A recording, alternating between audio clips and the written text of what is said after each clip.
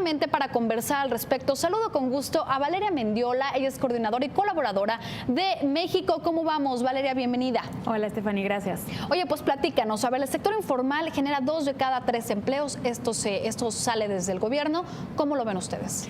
Mira, en México, ¿cómo vamos? Lo que hacemos es darle seguimiento a muchas variables económicas. La informalidad es de las que más nos preocupa y te voy a explicar ahorita por qué.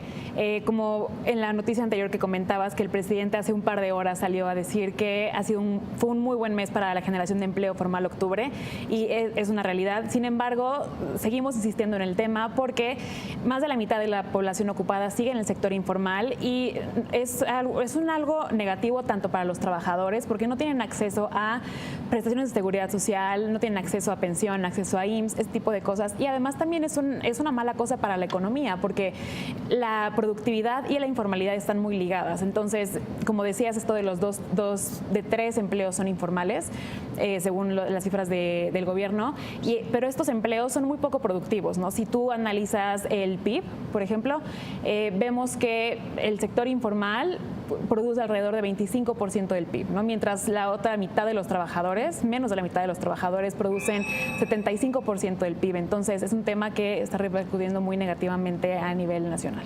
Oye, Valeria, entonces podemos decir que la calidad es cuestionable de estos empleos formales que se han ido generando. Ahí vemos un gráfico sobre la informalidad laboral. Más que la calidad, no es tanto la calidad de los empleos, o sea, creo que por sí mismo formalización de empleos es una muy buena noticia, independientemente de si eran empleos que antes eran informales y después se formalizaron o si son nuevos empleos formales. Es una buena noticia para los trabajadores, o sea, sí impacta mucho temas de desarrollo y de desigualdad. Ahora, en el mapa que pusieron al principio, tú podías ver cómo se distribuye la generación la informalidad más bien alrededor del país, ¿no? Estos más de 3 millones de empleos, exactamente, estos más de 3 millones de empleos es una muy buena noticia y tiene toda la razón, es básicamente el doble de los empleos generados durante la administración anterior, pero no se han generado de una manera como homogénea alrededor de todo el país, ¿no? Tenemos un norte del país que crece y que genera empleo formal, que con tasas de informalidad muy bajas, y un sur con estados como Oaxaca y Chiapas, donde 7 de cada 10 personas ocupadas están en la informalidad. Entonces, al final del día, la brecha de desarrollo se sigue ampliando. Ahí lo tenemos por estados, cómo está distribuido este nivel de la informalidad.